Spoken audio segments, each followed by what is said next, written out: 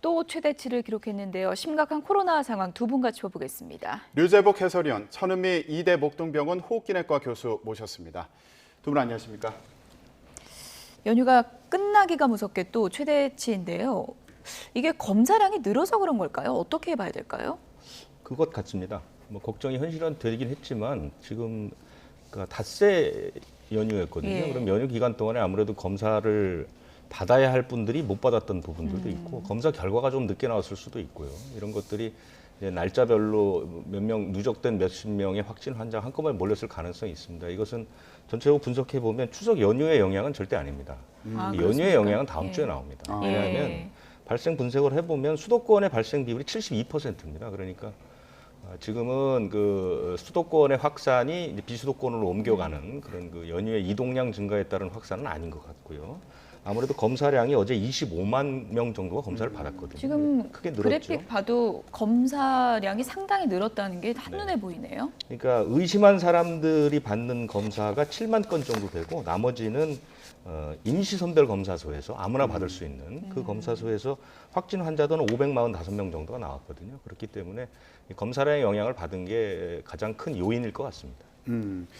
교수님, 그러면 만약에 연휴 기간에 감염됐다 이런 경우에는 뭐 다음 주나 그 다음 주에 또 확진 판정이 나올 수도 있는 거 아닙니까? 그렇습니다. 그러면은 확진자가 지금보다는 훨씬 더 늘어날 수도 있을 것 같은데요. 네, 말씀하신 대로 지금 나오는 확진자들은 대부분 연휴 직전에 이동량 증가 때 감염이 된 분들이 N차 감염을 통해서 나온 거고요. 예. 월요일부터 수요일까지 추석 연휴 때 되신 분은 이게 잠복기가 평균 4일이기 때문에 이번 주말부터, 그러니까 오늘이나 이번 주말부터 나오면서 다음 주에 더 많이 나올 수 있고, 그러면 그것이 그 1차 감염으로 끝나지가 않죠. 그분들이 가족이나 지역사회 감염을 시키기 때문에 아마 다음 달에 10월 초에 또 휴일이 있기 때문에 그 기간 동안에 더 확산세가 돼서 아마 10월 첫째 주나 둘째 주에 저는 가장 확진자가 많이 나올 확률이 높다고 생각합니다. 그러니까 이게 끝이 아니라 10월 초 중순에 지금 대체 휴일 또 황금 연휴가 네. 계속 있단 말이죠. 그러면 이동량은 더 늘어날 수 있는 거고요.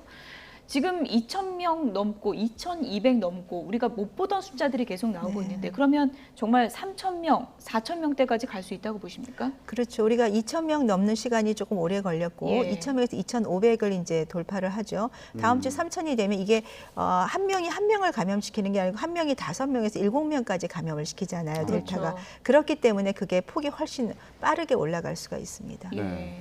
교수님, 그러면 다른 그 수치도 좀 같이 봤으면 좋겠는데 검사 건수가 많이 늘어났잖아요. 그러면 양성률에 대해서도 저희가 얘기를 했었는데 지금 어떤 상황인가요? 양성률은 검사 건수가 많기 때문에 적어졌죠. 우리가 추석 연휴 때는 검사 건수가 적으니까 양성률이 2% 이상 나온 날이 있었지만 네. 지금은 검사 건수가 느니까 양성률은 떨어지고 있죠. 아, 예, 양성률이 떨어졌지만 이게 검사 건수가 많아진 거에 따른 거기 때문에 지금 크게 해석하기는 좀 어렵겠네요. 그렇죠. 분모가 커지면 이제 아무래도 확률이 작게 나오겠죠. 네.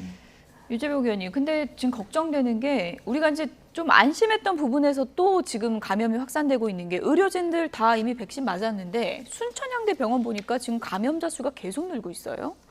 네, 순천향대 서울병원에서 지금 45명까지 양성 판정이 나왔죠. 예. 그러니까 전수검사했는데 결과가 아직 안 나와서 조금 더 나올 것 같은데 병원 측에서는 아무래도 의료기관이니까요. 예. 거기 종사하는 분들은 다 백신을 맞았겠죠. 그렇죠. 지금 다 이제 완료가 됐을 텐데 그런 것들이 이제 돌파 감염이라는 것이고요. 돌파 감염의 비율이 뭐 높지는 않습니다. 특히 우리나라는 외국에 비해서 그렇게 높은 건 아니거든요. 우리가 0.04% 정도, 그러니까 예. 10만 명에 40명 정도니까 예. 높은 수치는 아니지만 근데 이 병원만 놓고 보면은 좀 많은 것 같아요. 그렇죠. 이 병원이 이제 그래서 자체적으로 서울시가 역학조사를 해보니까 예. 뭐 화장실, 샤워실 이런 곳들을 공동으로 사용했고 지하 대기실 자연환기가 어려웠던 그러니까 이제 공용 공간들의 문제점들이 이제 좀 드러난 것이고요. 그래서 이것과 좀 서울대병원도 지금 뭐 환자가 나온다고 하는데 이런 것들이 대개 다 아마 그 돌파 감염의 가능성이 가장 높은 것으로 아직까지 역학조사가 완료되지는 않았는데요. 예. 이런 돌파 감염이 요양시설이나 의료시설에서 나올 가능성이 높습니다. 교수님, 저 걱정인 게요. 물론 돌파 감염 자체도 걱정이지만 혹시라도 이게 변이 감염일까 봐 상당히 좀 걱정되거든요. 돌파 감염이 가장 많은 것이 좀 많아진 게 알파 변이 때부터 많았고요. 예. 지금 델타 변이기 때문에 가능성이 가장 높습니다. 예. 왜냐하면 이 의료진들은 보통 2월 말에서 3월 달에 우리가 예방 접종을 했었거든요. 그러다 보니까 이미 6개월이 지났고 이 백신이 6개월이 지나면 효과가 떨어지는 거는 지금 다 알려진 사실입니다. 그러니까 면역 자체의 항체의 역할도 떨어졌고 또 하나 연구에서 보면 이 의료진 중에 이제 미국에서 1,400명 정도에서 39명 정도가 이제 돌파 감염이 됐는데 그 의료진들을 검사를 해봤더니 돌파 감염이 된 분들은 항체 역가가 낮은 거예요. 되지 않은 분보다. 우리가 예. 똑같이 접종을 하더라도 면역 반응이 좋은 분은 많이 만들고 그렇지 않은 분은 몸에 적게 형성이 돼 있었기 때문에 시간이 지나면서 돌파가 되는 거거든요. 예. 그래서 아마 부스터샷도 전 세계적으로 의료진은 다 부스터샷이 들어갈 수밖에 없는 게 예. 이분들은 이제 본인이 가정이나 지역사에서 감염이 돼서 왔더라도 이분들이 환자한테 감염을 시킬 수가 있기 그렇죠. 때문에 그런 문제에서 의료진은 다시 아마 접종이 필요할 것 같습니다. 네. 지금 우리나라도 이 부스터샷 관련해 가지고 계획을 어떻게 세울 건지 이거 발표할 준비를 하고 있는 상황인가요? 어떻습니까? 그렇습니다. 다음 주 27일에 4분기 접종 계획 발표할 때 이 부스터샷 접종과 관련된 계획이 발표될 것으로 지금 예측이 되고 있습니다. 그렇기 때문에 이 네. 부스터샷은 뭐 전체적으로 공감되는 형성이 돼 있죠. 전 세계적으로 부스터샷은 필요하다라는 것이고, 그런데 이제 미국 같은 나라에서는 조금 이제 다른 결정이 나왔죠. 영국도 그렇고요. 그래서 그런 부분들이 어떻게 결정될지 주목되는데, 아무래도 이제 2월 26일에 우리가 처음 이제 접종이 시작됐거든요. 그때 이제 아스트라제네카로 접종을 했는데 그분들이 2차 접종 마치고 6개월이 거의 다 됐습니다. 그래서 그리고 그분들이 이제 이른바 고위험군에 속한 분들이기 때문에 그분들부터 아마 부스터샷이 결정될 가능성이 높고, 그렇게 네. 되면 부스터샷은 그 교차 접종을 하라는 그 권고가 아직까지 나온 게 없기 때문에 이분들은 아마 아스트라제네카로 부스터샷을 맞을 가능성이 있어 보입니다. 네. 이게 연초에 백신 접종한 분들도 걱정인데 얀센 백신 맞은 분들도 돌파 감염 되는 경우가 많다 이러다 보니까 불안해하거든요. 예. 근데 얀센 백신 같은 경우에 이거 한 번 더 맞아야 되는 거 아니냐 이런 얘기도 있는데 지금 진행이 좀 어떻게 되고 있습니까?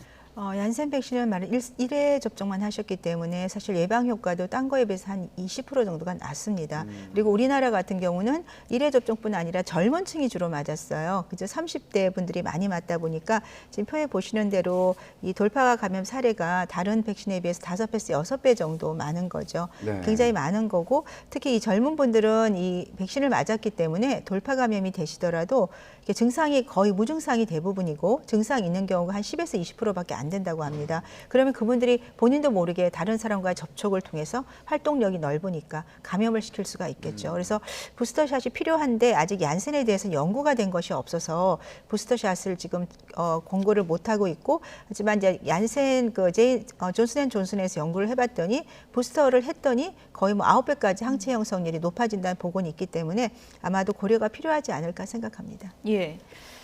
일단 뭐 4분기 그 백신 접종 계획 보면은 소아청소년과 임산부로도 이제 확대가 되는 거죠.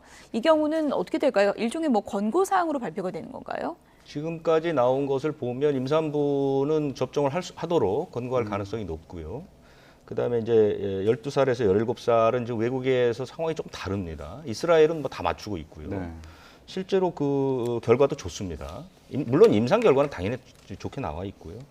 영국은 12살에서 15살을 맞추도록 권고하는데 한 번만 맞춰라. 왜냐하면 그 일부 연구 결과를 보면 그 한 번 맞았을 때는 이익이 높은데 두 번 맞았을 때는 이익보다는 부작용의 위험이 더 크다, 이런 연구 결과가 있어서 이 양을 어떻게 할 것인지, 예. 또 횟수를 어떻게 할 것인지 이런 부분들은 아직 조정 중이라는 것까지 제가 취재가 됐고요. 그다음에 이제 세 번째는 부스터샷.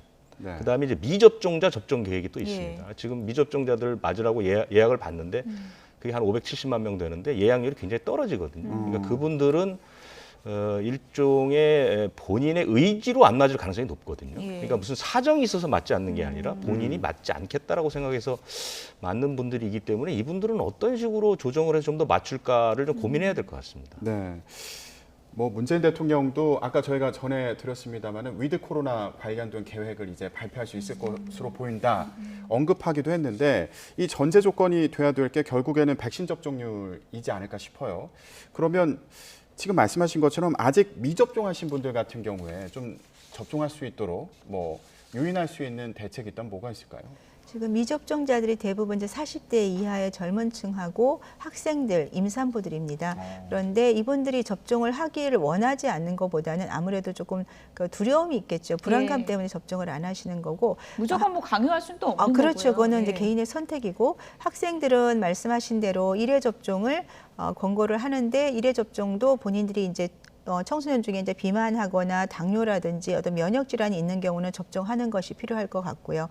그리고 임산부들에 대한 자료를 보게 되면 임산부들 중에도 이게 접종을 하는 경우하고 안 하는 경우하고 사망률이 15배 정도가 차이가 난다고 되어 예. 있습니다. 그리고 접종을 하더라도 부작용이나 아이들의 태아에 대한 문제는 거의 똑같다는 연구들이 지금 많이 나오고 있고 한 86만 명 대상의 임산부 연구를 보면 차이가 없는 걸로 되어 있어요. 그래서 그런 점을 조금 고려해서 임산부 중에도 본인이 조금 당뇨라든지 어떤 천식이라든지 어떤 비만한 상태라서 굉장히 고위험군에 속하는 경우는 아마 저는 접종을 하시는 걸 권고드리는 게 맞을 것 같고요.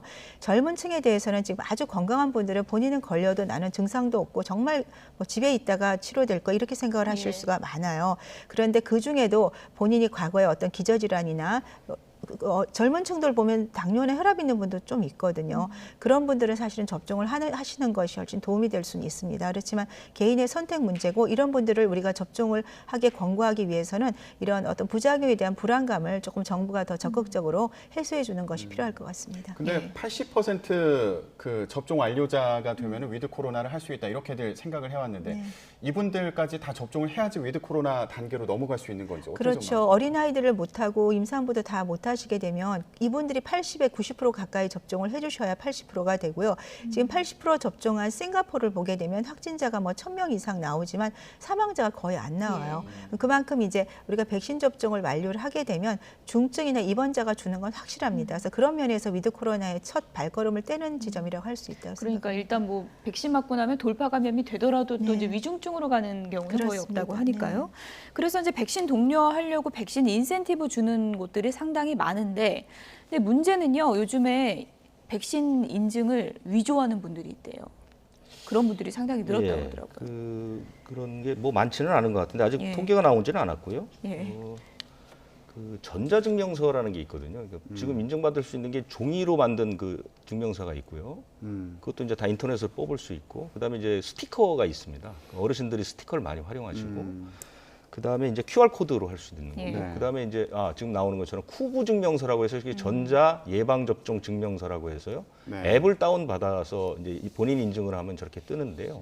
저 부분을 가지고 이제 저 부분을 다른 사람 접종 완료한 다른 사람 것을 사진을 찍어서 이렇게 보여주는 뭐 그런 식 방식으로 속이는 경우가 있다고 하는데요. 저게 왜 그러냐면 지금 그 6명까지 모일 수 있지 않습니까? 예. 예방 접종 완료자가 낮에는 2명, 밤에는 4명 포함되면 6명까지 모이니까 아마 저런 것들을 증명을 한다고 하는데요. 저거는 업주들께서 조금 주의 깊게 보실 필요는 있습니다. 예. 근데 문자로 받은 거를 위조해서 가져오면 확인하기도 참 힘들 것 같은데요. 그렇습니다. 그래서 이제 저 부분이 사실은 이제 그 운영하시는 분들 업주 입장에서는 이제 굉장히 곤혹스럽죠. 옛날부터도 그러니까요. 방역 수칙을 지켜달라고 얘기하면 예. 손님이 뭐 짜증을 내거나 이런 식으로 하면 이제 어렵기 때문에, 하지만 저것은 그 방역과 관련된 문제고 저것으로 인해서 그 가게가 확진 환자가 발생하는 가게가 되면 그로부터 받는 피해가 훨씬 크거든요. 그렇기 때문에 조금 힘드시거나 난처하시더라도 저 확인은 꼭 할 필요가 있습니다. 이거 만약에 위조된 거를 잘못 알고 했다고 하면은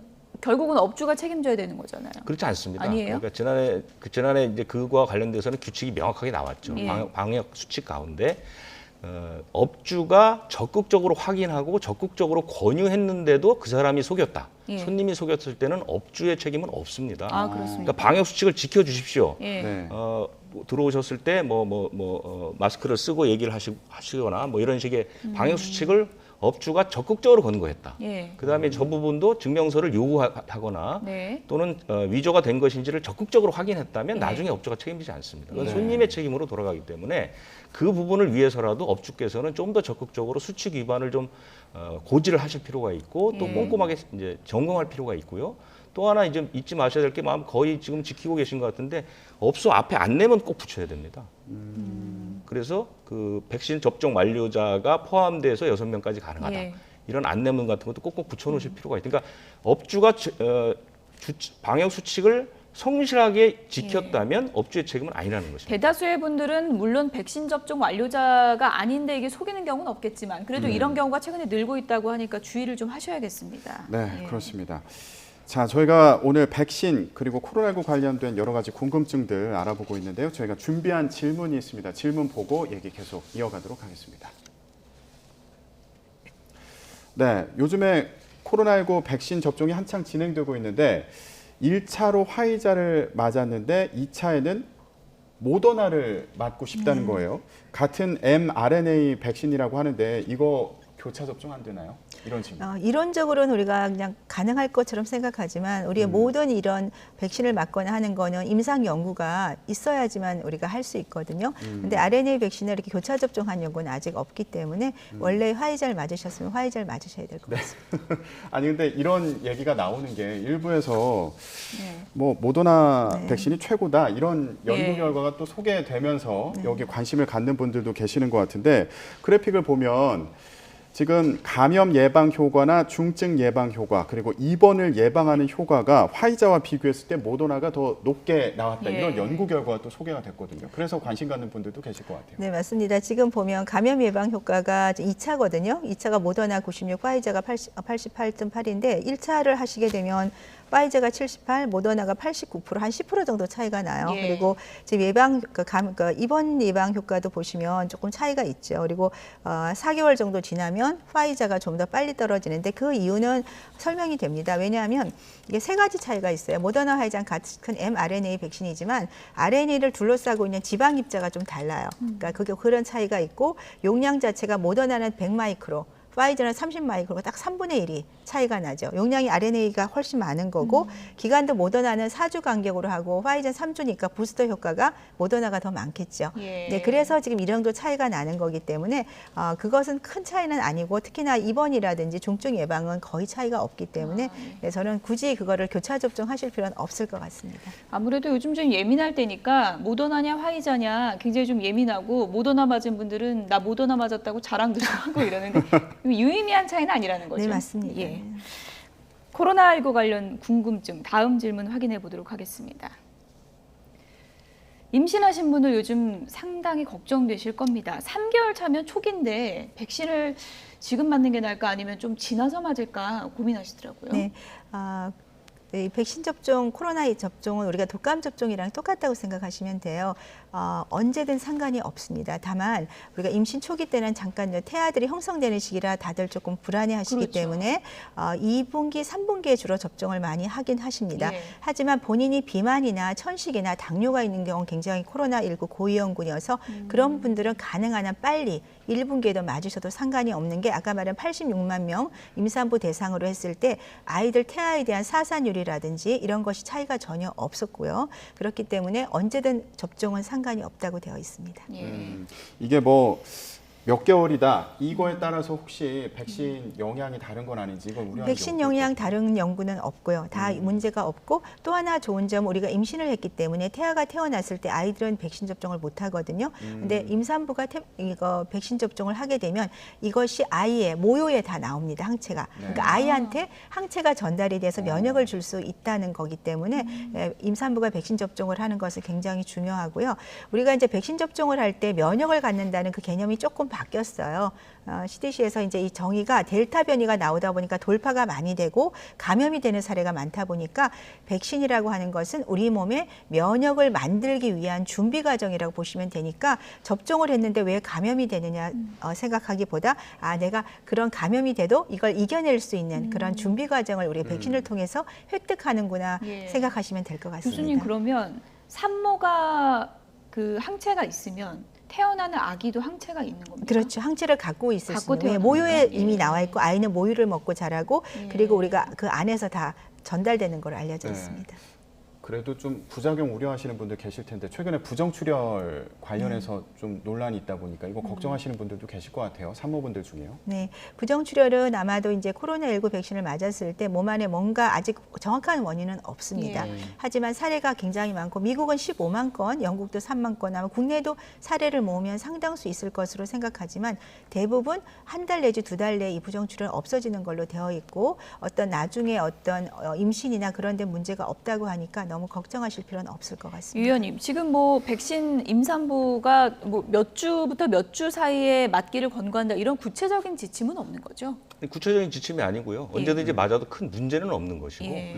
근데 우리나라는 아직까지는 임신부에게는 접종하지 않도록 권고된 상태입니다. 예. 처음에 이제 백신 접종 초기 접종 때 만든 그 수칙이 유지되고 있고요. 그런데 최근에 이제 외국에서 연구 결과를 보니까 오히려 임신부가 코로나19 백신을 맞으니까 더 유익하더라는 결과들이 나와서 이번에 이제 4분기 접종 계획을 발표할 시점에 임신부도 접종을 권고한다라고 바뀔 가능성이 높다는 것이죠. 예. 네. 그 발표는 언제 하는지 명확히 날짜가 나와 있습니까? 27일에 27일에. 네. 예. 그 발표 내용을 지켜봐야겠군요.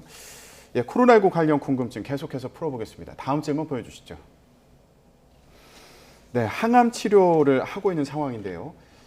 백신을 접종을 했습니다. 그런데 접종 후에 눈앞이 갑자기 깜깜해지는 블랙아웃을 겪은 거예요.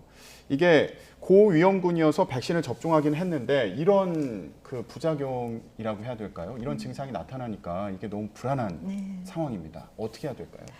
이제 항암 치료하신 분들 중에서 이제 사실 걱정이 되고 일부에서는 그 면역이 좀 떨어지게 나타나는 경우가 있어서 일부 연구들을 보니까 한 790명 정도 했는데 모더나에서 접종하니까 84%가 항체가 생겼고 부작용은 일반적인 이제 근육통, 통증, 발열 이 정도였고요. 지금 아마 이분 같은 경우는 잠깐 약하게 뭐 쇼크가 오지 않으셨을까 생각이 드는데 거의 문제는 없습니다. 그리고 또 항체가 1차 접종한 경우에 한 29% 화이자 접종인데요. 생겼는데 2차를 하니까 80% 이상 생겼기 때문에 백신 접종 2차까지 완료하시는 게 필요하고요. 대부분 큰 문제가 없는 것으로 되어 있어서 이런 증상이 있을 때 일시적인 상황이니까 너무 걱정 안 하셔도 될 것 같습니다. 아무래도 이제 항암 치료를 받고 있거나 제 주변에서는 또 신장 이식 받은 분들 이런 분들이 평소에 좀 체력이 많이 약하다 보니까 백신 후유증을 이겨낼 수 있을까 이런 고민을 많이 하시는 것 같긴 하더라고요. 네, 예. 지금 말씀하신 장기 이식이나 투석하시는 분들 또 이 간염 환자분들도 코로나19에 굉장히 취약하세요. 예. 보니까 근데 이런 분들은 사실은